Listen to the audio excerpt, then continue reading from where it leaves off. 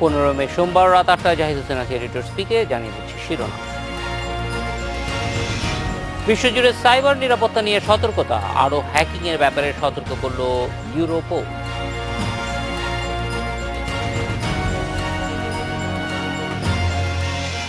সতেরো পণ্যে পাটের ব্যাগ ব্যবহারে কারওয়ান বাজারে কাঁচা বাজারে ব্যবসায়ীদের 7 দিনের সময়।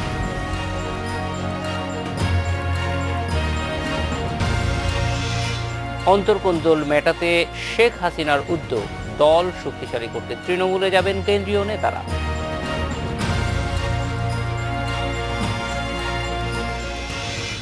বিশ্বের 150 দেশে সাইবার হামলার ঘটনাকে জেগে ওঠার বার্তা হিসেবে দেখা উচিত বলে সতর্ক করে দিয়েছে মাইক্রোসফট। প্রযুক্তি প্রতিষ্ঠানটি বলছে, বিশ্বের বিভিন্ন দেশের সরকারগুলো যে প্রক্রিয়ায় সরকারি তথ্য সংরক্ষণ করে তাতে ব্যাপক দুর্বলতা রয়েছে। এদিকে আজ আরও অনেক কম্পিউটারই আক্রান্ত হতে পারে সতর্ক করে দিয়েছে ইউরোপল।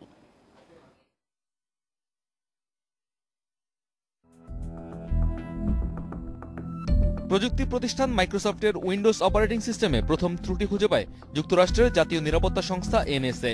বিশ্বজুড়ে নজরদারি চালাতে বিশেষ টুলসও বের করেন মার্কিন গোয়েন্দারা, আর সেই টুলগুলোই চুরি করে অনলাইনে ফাঁস করে দেয় হ্যাকার গ্রুপ শ্যাডো ব্রোকার্স। এ ঘটনাকে মাইক্রোসফট তুলনা করছে যুক্তরাষ্ট্রের শক্তিশালী টমাহক মিসাইল চুরির সঙ্গে।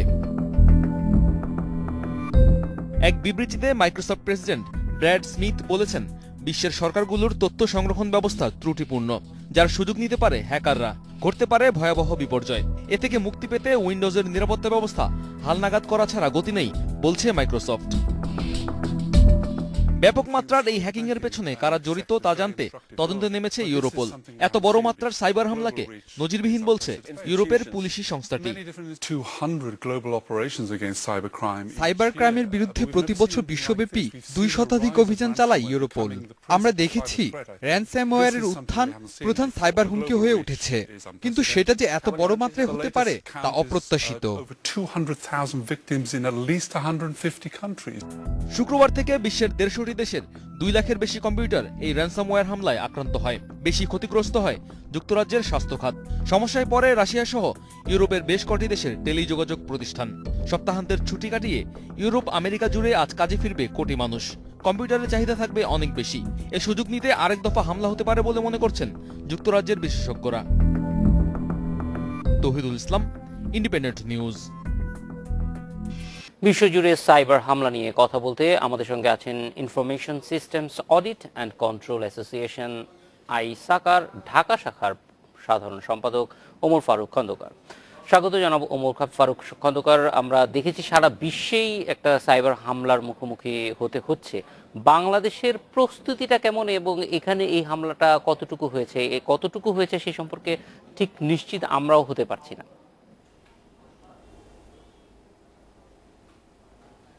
Thank you. অ্যাকচুয়ালি ইন্ডিপেন্ডেন্ট টিভিকে ধন্যবাদ এই প্রোগ্রামটা অ্যারেঞ্জ করার জন্য। অ্যাকচুয়ালি আমরাও জানি না যে কতটুকু হয়েছে, তবে প্রস্তুতির ব্যাপারে যেটা বলবো যে আমাদের প্রস্তুতি আছে, তবে আরও প্রস্তুতি নিতে হবে। অ্যাকচুয়ালি আমি বলবো না যে আমরা টোটালি আপনাকে সিকিউর। এখানে আমাদের যেটা দরকার সেটা হলো অ্যাওয়ারনেস দরকার, কারণ বিশ্বব্যাপী যে সাইবার হামলাগুলো হচ্ছে এবং এটা কন্টিনিউয়াসলি কিন্তু হতে থাকবে আর কি। কারণ যখনই আমরা আইটি অটোমেশনে যাব সেই ক্ষেত্রে আমাদের এইটা যেই ঝুঁকি থাকবেই, এবং এটাকে আমাকে মেনে নিয়ে এবং এটাকে আমি কিভাবে কন্ট্রোল করতে পারি সেইভাবে আমাকে আগাতে হবে আর কি। সেই ক্ষেত্রে আমি যেটা মনে করি যে এখানে government, private sector, public sector সবাই মিলে একযোগে কাজ করতে হবে আর কি।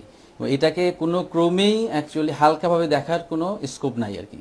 কারণ আপনার শুধুমাত্র যে আপনার ফাইন্যান্সিয়াল সেক্টর বা সাপ্লাই চেইন সেক্টরে অ্যাফেক্টেড হচ্ছে তা না। This is a national cyber security issue. Actually this is a national security issue. কারণ এখন অ্যাকচুয়ালি আমরা কিন্তু ইনফরমেশন এজে আছি এবং আমরা ফিউচারে আমরা দেখতে পারি যে সাইবার ওয়ার হচ্ছে আর কি। ইনফ্যাক্ট আপনার ইউরোপ আমেরিকা তারা আলাদাভাবে ইনিশিয়েটিভ নিয়েছে আপনার গিয়া তাদের নিজস্ব প্রোটেক্ট করার জন্য। সো আমি মনে করি যে আমাদেরও ঠিক দেশকে প্রোটেক্ট করতে হলে আমাদেরকে ঠিক একটা অ্যাকশন প্ল্যান নিতে হবে কিভাবে আমরা দেশকে রক্ষা করতে পারি আর কি। এবং সেই ক্ষেত্রে আমাদের নিজস্ব অ্যাকচুয়ালি টেকনোলজি ডেভেলপ করা দরকার এবং নিজস্ব জনবল ডেভেলপ করতে হবে আর কি। We cannot really depend on the foreign products only.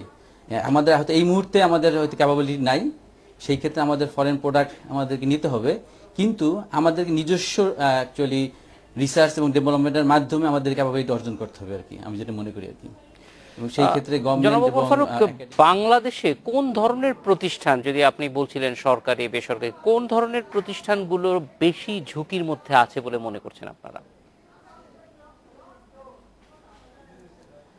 আমার মনে করি অ্যাকচুয়ালি যদি আমরা দেখি আপনার সাইবার যে অ্যাটাকগুলো হয়, এখানে কিন্তু আপনার financial sector is the prime target, কারণ যেহেতু এটা আমরা মানি নিয়ে ডিল করি।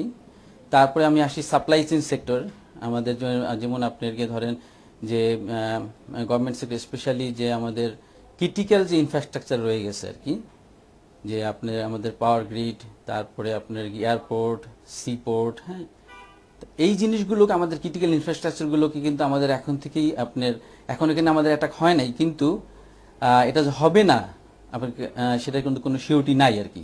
সুতরাং আমাদের এইভাবে কিন্তু আগে থেকে প্রিকশন নেওয়া দরকার আর কি।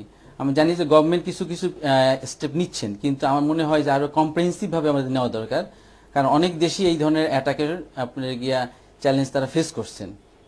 যেমন ইস্তোনিয়া আপনার গিয়ে গভর্নমেন্টের তারা এই সাইবার অ্যাটাক ফেস করছেন, গভর্নমেন্ট আপনার গিয়ে পাওয়ার গ্রিড অ্যাটাক হয়ে গেছিল আর কি। তারপর আরো অন্যান্য দেশে যেমন ইরানিয়ান নিউক্লিয়ার ফ্যাসিলিটিতে আপনার গিয়া ম্যালওয়্যার দিয়ে স্টাক্সনেসের মাধ্যমে অ্যাটাক হয়েছে আর কি, যদিও তারা ইন্টারনেটের মাধ্যমে কানেক্ট ছিল না, তারপর অ্যাটাকটা হয়েছে আর কি। সুতরাং এখানে this is actually is a very critical issue. সুতরাং আমাদেরকে আমি মনে করি যে ব্যাংকিং সেক্টর শুরু করে সাপ্লাই চেইন এবং আমাদের যে ডিফেন্স সিস্টেম, ক্রিটিক্যাল ইনফ্রাস্ট্রাকচার একটা কম্প্রিহেন্সিভ প্ল্যানের আন্ডার নিয়ে আসা দরকার আমাদের সাইবার নিরাপত্তাটাকে। জনাব ফারুক, সাইবার নিরাপত্তার ক্ষেত্রে মানুষ কিভাবে নিজেকে প্রস্তুত করতে পারে, কারণ যারা ব্যবহারকারী তাদেরও নানান ধরনের প্রস্তুতির প্রয়োজন আছে কিনা? Very good question. অ্যাকচুয়ালি এখানে আমি যেটা বলতে চাচ্ছি সেটা অ্যাওয়ারনেস বলতে, যেটা যারা ব্যবহারকারী তাদেরকে, যেমন আমরা অ্যাকচুয়ালি আমরা যদি অ্যাওয়ারনেস তৈরি করতে পারি তাহলে কিন্তু আমরা নিজেরা প্রোটেক্ট করতে পারি এবং দেশকেও রক্ষা করতে পারি। যেমন ধরেন আমার একটা আননোন ইমেল আসলো, হ্যাঁ, আমি আননোন ইমেলটা আমি আপনার গিয়ে আমি এটাকে ওপেন করব না, কারণ আননোন ইমেলের মাধ্যমে অনেক ম্যালওয়্যার চলে আসে। আমি যদি দেখি যে না আমার এই যে সেন্ডার তাকে আমি চিনি না, আমি এটাকে কখনোই এটা ওপেন করব না।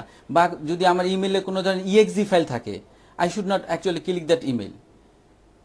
এইভাবে আমরা তারপরে ধরেন আর একটা জিনিস আছে, যেমন আপনার ফিশিং অ্যাটাক করে আর কি, আপনার যে আপনার হয়তো ব্যাংকের থেকে ফোন করতেছে যে আমি ব্যাংকের আপনার কর্মচারী, আমি কিছু কোয়েশ্চেন করতেছে, কোয়েশ্চেন করে নিয়ে এমনভাবে আপনার গিয়া যেটাকে বলা যায় যে কনফিডেন্স গ্রো করে যে সে হয়তো ব্যাংক থেকে কল করছে, অথচ ব্যাংক থেকে কল করে না, ক্রিমিনাল কল করছে। সুতরাং আমাকে কিন্তু জানতে হবে যে অ্যাকচুয়ালি কী ধরনের ইনফরমেশন আমি কাকে দিচ্ছি, কারণ প্রাইভেসি একটা বিরাট একটা ফ্যাক্টর এখানে, এবং আমি কি ধরনের কোয়েশ্চেন আমি ইভেন ব্যাংকের সিকিউরিটি কোয়েশ্চেনগুলো সেট করতেছি সেটাও আমাকে খেয়াল করতে হবে আর কি। এবং আমি যখন ক্রেডিট কার্ড ইউজ করতেছি আমাকে দেখতে হবে যে আমি ক্রেডিট কার্ডটা হ্যান্ড ওভার করতেছি কিনা, কারণ আমি বলবো যে আপনার ক্রেডিট কার্ড হ্যান্ড ওভার না করে পিওএস মেশিন আমাকে নিয়ে আসো। এইভাবে অ্যাকচুয়ালি যদি আমি কেয়ারফুল থাকি, অ্যাকচুয়ালি আমাদের যে যারা আপনার জনগণ যদি কেয়ারফুল থাকে তাহলে আমরা কিন্তু 80 to 90% অ্যাটাকে কিন্তু আমরা প্রোটেক্ট করতে পারি। কারণ এখানে ওমর ফারুক, আরেকটা জিনিস যে আমাদের দেশে অনেক বেশি পাইরেটেড সফটওয়্যার ব্যবহার করা হয়, সেটা ঝুঁকি বাড়ায় কিনা? হ্যাঁ, পাইরেট সফটওয়্যারের ঝুঁকি আছে, কারণ পাইরেট সফটওয়্যারের কোনো আপনার প্যাচ আপডেট বলেন যেটার জন্য যদি আমার সিকিউরিটি হোল, এইটার জন্য কিন্তু আপনার যারা অরিজিনাল যে ডেভেলপার তারা কোনো রেসপন্সিবিলিটি নিচ্ছে না। সুতরাং আমাদের উচিত অ্যাকচুয়ালি পাইরেটেড সফটওয়্যার ইউজ না করে লাইসেন্স সফটওয়্যার ইউজ করা, এবং আপনার অপারেটিং সিস্টেম বলি, অ্যাপ্লিকেশন বলি, ডাটাবেস বলি, কন্টিনিউয়াসলি একটা আপডেট প্রসেসের ভিতরে রাখা, প্যাচ আপডেট প্রসেসের ভিতরে রাখা আর কি। কারণ আপনাকে যখনই কোনো ভালনারেবিলিটি এক্সিস্ট করে বা ভালনারেবিলিটি আইডেন্টিফাই হয়, তখন কিন্তু কোম্পানিগুলো তাদের আপনাকে সিকিউরিটি প্যাচ রিলিজ করে। এখন আমরা যদি ওই সিকিউরিটি প্যাচটাকে প্রপারলি ইমপ্লিমেন্ট না করি তাহলে আমার সিস্টেম কিন্তু ভালনারেবল রয়ে যাচ্ছে। সুতরাং সেই ক্ষেত্রে যেটা দরকার হচ্ছে মনিটরিং প্রসেসটা দরকার। এবং আমি মনে করি যে সমস্ত প্রতিষ্ঠান আপনার 24/7 সেবা প্রদান করছে এই সময় এবং ইন্টারনেটের সাথে কানেক্টেড, তাদের 24/7 সাইবার নিরাপত্তা অপারেশন সেন্টার থাকা দরকার। কারণ সাইবার যে অ্যাটাকটা এটা কিন্তু 24/7 অ্যাটাক হচ্ছে, এটা কন্টিনিউয়াস প্রসেস। আমি যদি কন্টিনিউয়াসলি যদি এটা মনিটরিং ভিতরে না রাখি তাহলে আমি কিন্তু আমার সিস্টেমকে আমি প্রোটেক্ট করতে পারবো না আর কি। ওমর ফারুক খন্দকার, অনেক ধন্যবাদ আমাদের সঙ্গে যোগ দেওয়ার জন্য। এড্রেস স্পিকিং চেক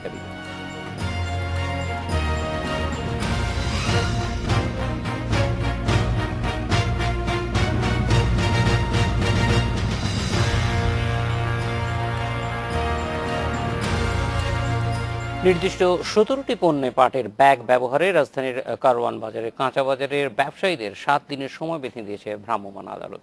দুপুরে ভ্রাম্যমাণ আদালত কাঁচা বাজারের অভিযান শুরু করে। এ সময় কয়েকজন বিক্রেতাকে প্লাস্টিক ও পলি ব্যাগ ব্যবহারের দায়ে 20,000 টাকা জরিমানা করে আদালত।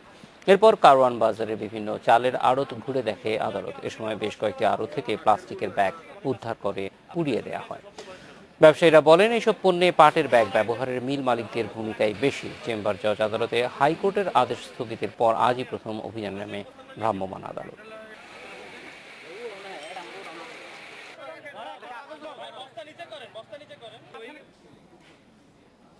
এ বিষয়ে কথা বলতে আমাদের সঙ্গে আছেন নির্বাহী ম্যাজিস্ট্রেট মোহাম্মদ মশিউর রহমান। স্বাগত জনাব মশিউর রহমান। আজকে যে অভিযানে গিয়েছিলেন সেটা সম্পর্কে একটু জানতে চাই যে ব্যবসায়ীরা কি ধরনের কতটা ব্যবহার করছে পাটের ব্যাগ, বা তাদের ভিতরে এটা যে বাধ্যতামূলক সেই বিষয়ে সচেতনতা তৈরি হয়েছে কিনা। ধন্যবাদ। ইতিপূর্বে আমরা এই পাটের পণ্যের পাটজাত মোড়কের বাধ্যতামূলক ব্যবহার 2010 অনুযায়ী বেশ কিছু অভিযান করেছি। তখন ছিল ধান, চাল, গম, ভুট্টা, সার ও চিনি। ইতিমধ্যে সরকার গেজেট প্রকাশ করেছে আরও 11টি পণ্য, যেমন মরিচ, হলুদ, পেঁয়াজ, আদা, রসুন, ডাল, ধনিয়া, আলু, আটা, ময়দা ও তুষ, খুদকুড়া ইত্যাদি। তো এখন দেখা যাচ্ছে যে আমরা আগে যে 6টা পণ্য ছিল সেই 6টা পণ্যতে আমরা কিন্তু অনেকটা সফল হয়েছি।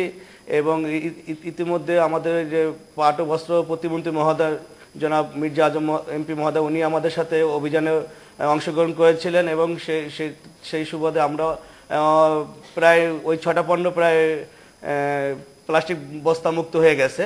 কিন্তু এখন যে 11টি পণ্য রয়েছে, এই 11টি পণ্যের বিষয়ে আজকে আমরা অভিযান করেছি। তাতে দেখতে পেলাম যে সরকারের যে আদেশটা সেটা ওনাদের কাছে এসেছে এবং ওনারা সেটা প্রতিপালন করবেন বলে আমাদের কাছে প্রতিজ্ঞা করেছেন এবং একটু সময় চেয়েছেন।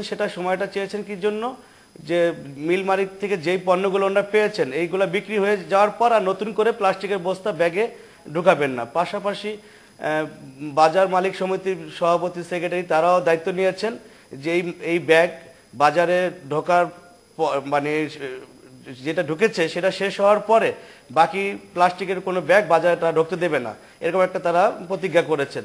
তা সার্বিক বিবেচনায় যে এই মাল বিক্রিগুলো, যেহেতু সামনে রমজান রয়েছে, জনস্বার্থ চিন্তা করে এই মালগুলো বিক্রি হওয়ার পর থেকে নতুন করে আর কোনো বস্তা বাজার ঢুকতে দেওয়া হবে না, এই বলে আমরা তাদেরকে নির্দেশনা দিয়েছি।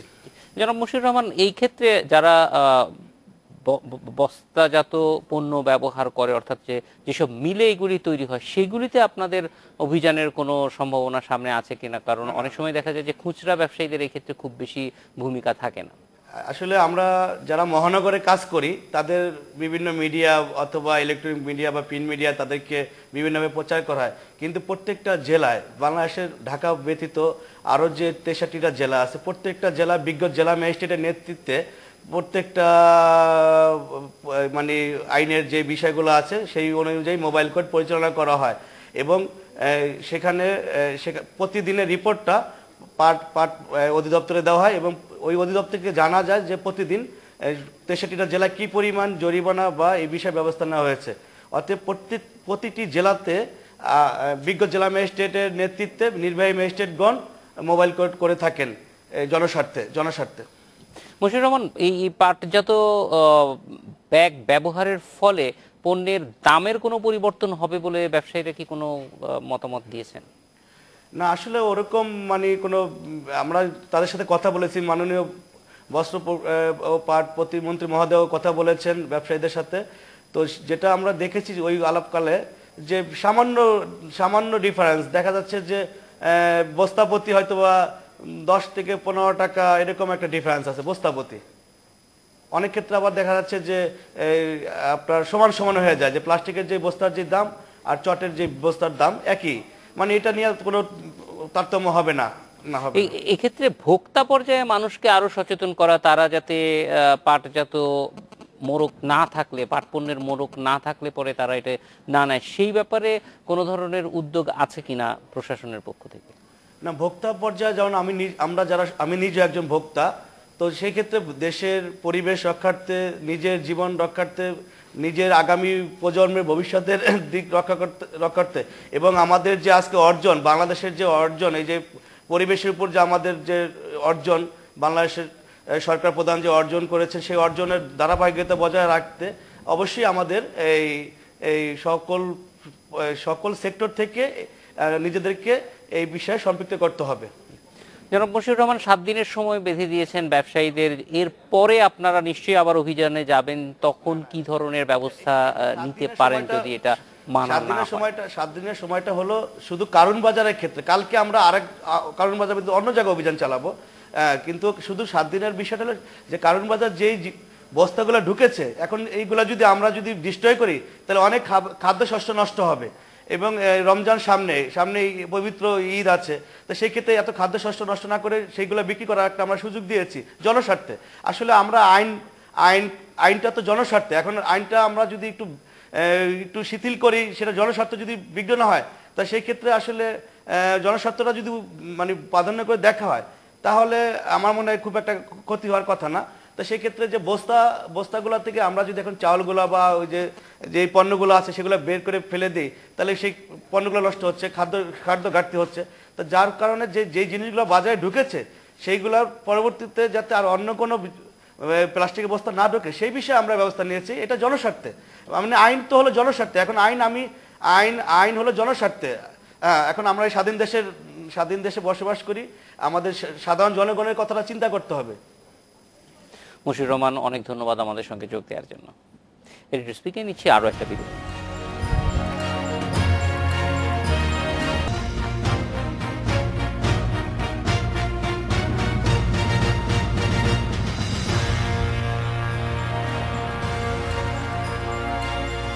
জাতীয় নির্বাচন সামনে রেখে আওয়ামী লীগের অন্তর্কোন্দল মেটানোর উদ্যোগ নিয়েছেন খোদ দলীয় প্রধান শেখ হাসিনা।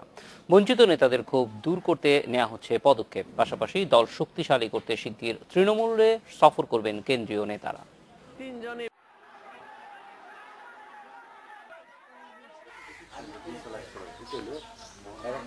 নরসিংদীর রায়পুরায় গত 1 মাসে 2 দফা আওয়ামী লীগের দুপক্ষের সংঘর্ষে নিহত হয়েছে 4 জন। সারা দেশে ক্ষমতাসীন দলের এ ধরনের অন্তর্কোন্দল ও সংঘাতের ঘটনা প্রায় হচ্ছে সংবাদের শিরোনাম। জাতীয় নির্বাচনের মাত্র 1.5 বছর আগে এমন পরিস্থিতিতে উদ্বেগ আওয়ামী লীগের শীর্ষ মহল। তৃণমূলের বিরোধ দূর করতে এবার উদ্যোগ নিচ্ছেন আওয়ামী লীগ সভাপতি শেখ হাসিনা।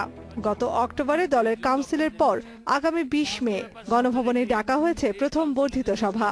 সেখানে জেলা আওয়ামী লীগের সভাপতি, সাধারণ সম্পাদকের পাশাপাশি ডাক পেয়েছেন দপ্তর ও প্রচার সম্পাদকেরাও।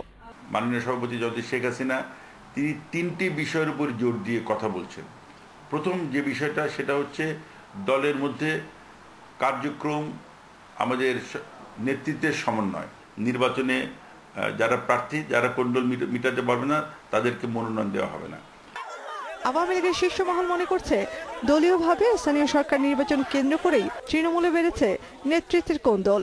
বিষয়টি আমলে নিয়ে তাই নেওয়া হচ্ছে নতুন কৌশল। 3 জন এমপির প্রার্থী, আমরা বিবেচনা করব কার জনপ্রিয়তা, মানুষের কাছে গ্রহণযোগ্যতা বেশি, তাকে আমরা মনোনয়ন দিলাম। আর 2 জনকে হয়তো আমরা বলবো তুমি উপজেলায় যাও, আরেকজনকে বলবো তুমি পৌরসভা ইলেকশনে দাঁড়াও। সেখানেও যদি তাদের স্থান না হয়, আমরা অন্যভাবে তাদেরকে বলবো যে দলের সেক্রেটারির দায়িত্ব দেওয়া হবে তোমাকে। বর্ধিত সভায় স্থানীয় নেতাদের দেয়া সাংগঠনিক প্রতিবেদনের উপর ভিত্তি করে দল শক্তিশালী করার উপায়ও খুঁজবে কেন্দ্র।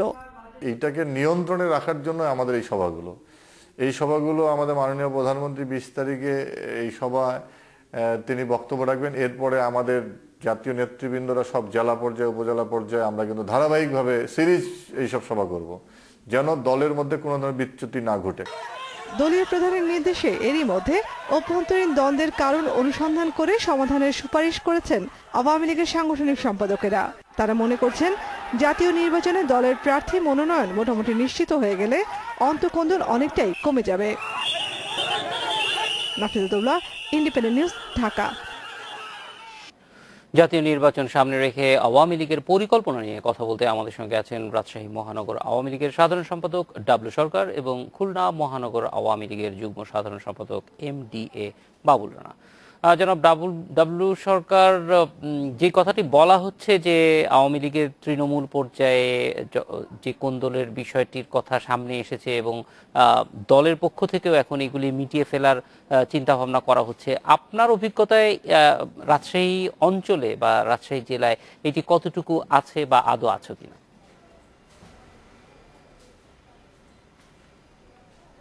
জি, ধন্যবাদ আপনাকে।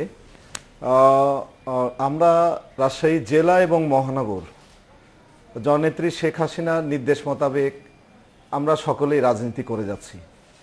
এক্ষেত্রে আমরা অন্য জেলার কথাটা তেমনভাবে বলতে পারবো না, তবে এটি বলতে পারি যে আমরা জেলা এবং মহানগর এমপি এবং দলের নেতাকর্মীরা একত্রিত হয়েই কিন্তু কাজ করছে। বিশেষ করে আমরা মহানগর আওয়ামী লীগ আমাদের সাবেক মেয়র জননেতা ASM খায়রুজ্জামান লিটন ভাইয়ের নির্দেশে প্রবীণ এবং নবীনের সমন্বয়ে চমৎকারভাবে কিন্তু দলটিকে আমরা এগিয়ে নিয়ে যাচ্ছি।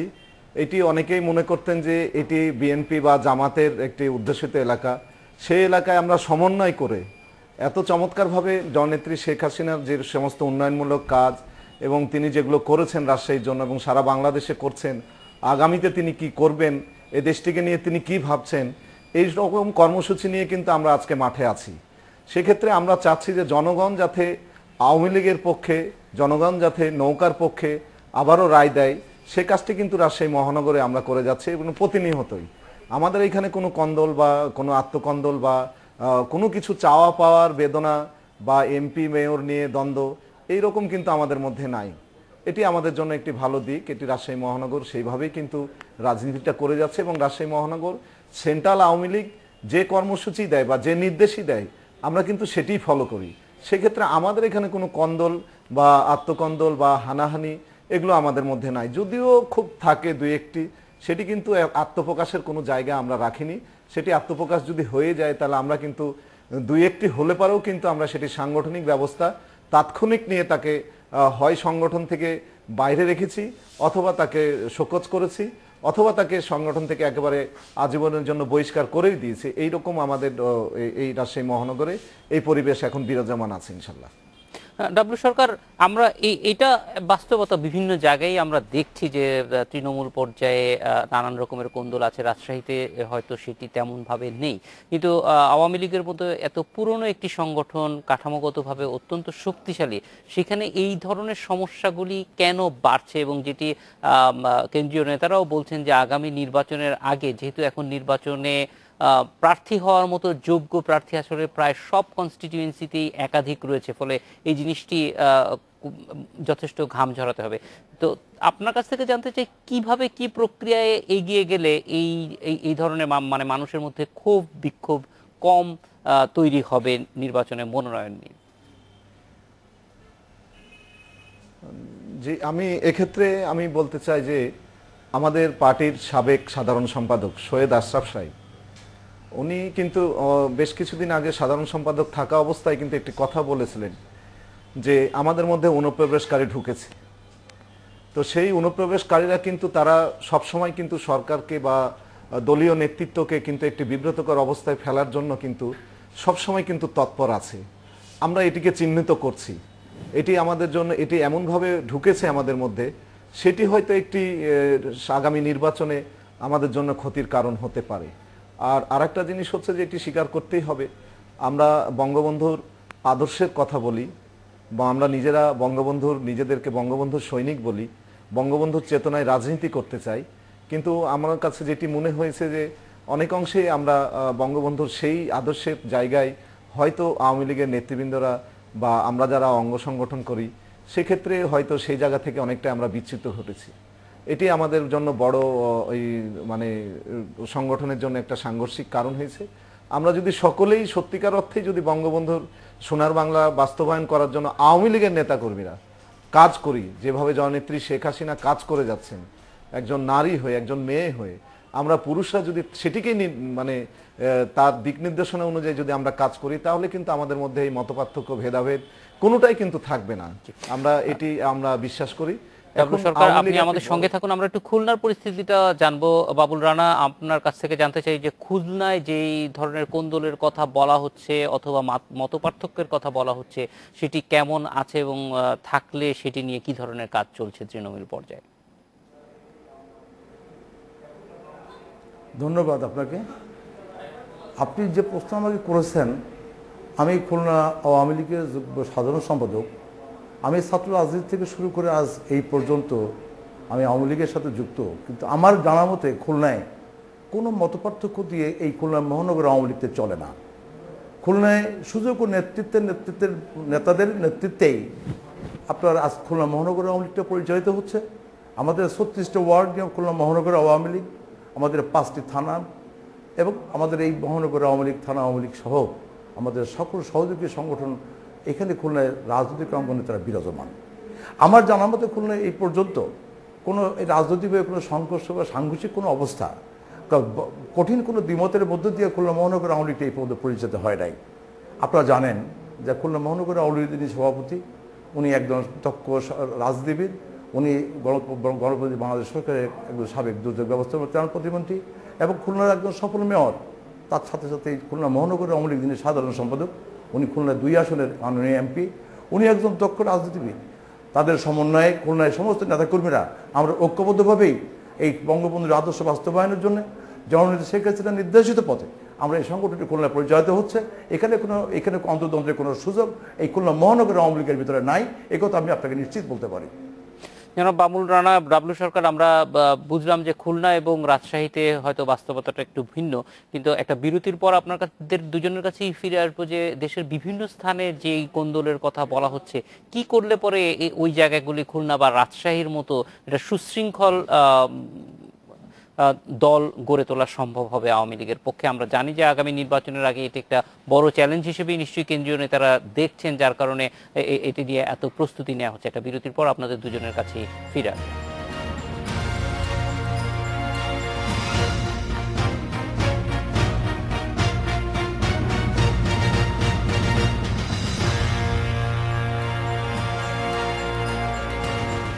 কেন বাবুল রানা, যেটি জানতে চাচ্ছিলাম যে অন্য এলাকায় যেখানে আমরা বিভিন্ন সময় অভিযোগ পেয়েছি অন্তর্কন্দলের, সেখানে কি করা উচিত বলে আপনার মনে হয়, পরামর্শ যদি কিছু থাকে?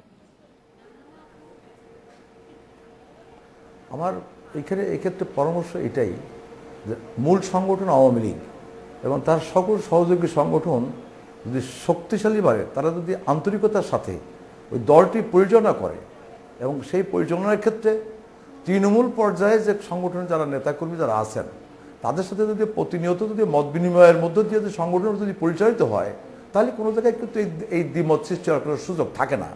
নেতাকর্মীদের ভিতরে চলমান কর্মকাণ্ডের সাথে কিছু করতে গেলে কাজে তাদের কিন্তু দ্বিমত হতে পারে। তাৎক্ষণিকভাবে যদি সংগঠনের সভাপতি সাধারণ সম্পাদক না থাকেন, যারা দায়িত্বশীল নেতা, তারা যদি ওই জায়গায় যদি বসে যদি সমাধান করার চেষ্টা করেন, তাহলে কিন্তু এই অন্তর্গতগুলো বা এই কথা আপনারা কিন্তু আমাদের বলতে পারবেন না। ফলে তৃণমূলের সমস্যাগুলি স্থানীয় পর্যায়ে আলোচনার মাধ্যমে সমাধান হলে ভালো মনে করছেন। ডাবলু সরকার, আপনার কাছে আসবো যে জনপ্রিয় প্রার্থীকে খুঁজে বের করার কোন ভাবে খুঁজে বের করা হলে বিতর্কটা কম হবে বলে মনে করেন? ধন্যবাদ। বাংলাদেশ আওয়ামী লীগ যখনই নির্বাচন এসছে তখনই কিন্তু আমাদের সেন্ট্রাল থেকে একটি টিম বা প্রতিনিধি তারা কিন্তু বরাবরই কার কতটা জনপ্রিয় আছে, কাকে দিলে আসলে নৌকা প্রতীক নিয়ে সে বিজয়ী হতে পারবে, সে আসলে রাজনীতিতে কতটা সোচ্চার ছিলেন, রাজপথে কতটা সোচ্চার ছিলেন, নেতাকর্মীরা কতটুক তাকে চাই, এটি কিন্তু আওয়ামী লীগ যখনই নির্বাচন আসে যে জেলায় সেটা কিন্তু পর্যবেক্ষণ করে তারা কিন্তু সিদ্ধান্ত নেয়। এটি আমরা দেখেছি, বরাবরই দেখেছি। এমনকি এইবারও যে জাতীয় সংসদ নির্বাচন হবে, এই নির্বাচনও কিন্তু প্রতিটি জেলা থেকে, আসন থেকে কিন্তু প্রার্থী তার নাম চেয়ে পাঠানো হবে, হয় 5টি অথবা 3টি, সেই নামগুলো কিন্তু যাবে, সেখান থেকে কিন্তু কিছুটা সিদ্ধান্ত হয়ে আসবে। তো এই ক্ষেত্রে আমাদের আওয়ামী লীগের এটি একটি বড় দল, এটি তো স্বাভাবিক যে শুধু একজন জনপ্রিয় নেতা আওয়ামী লীগের জেলায় বা মহানগরে আছে সেটি কিন্তু ঠিক না। অনেক নেতাই অবশ্যই কিন্তু অনেকেই আছে হয়তো মানে প্রার্থিতা হওয়ার যোগ্য আছে, কিন্তু সেখান থেকে সবচেয়ে যোগ্য প্রার্থীকে বেছে নেওয়াটাই হবে হয়তো একটা বড় চ্যালেঞ্জ। ডাবলু সরকার এবং বাবুল রানা, আপনাদের দুজনকে অনেক ধন্যবাদ আমাদের সঙ্গে যোগ দেওয়ার জন্য। এই ছিল আজকের এডিটর স্পিকে। আমন্ত্রণ আমাদের পরের আয়োজন।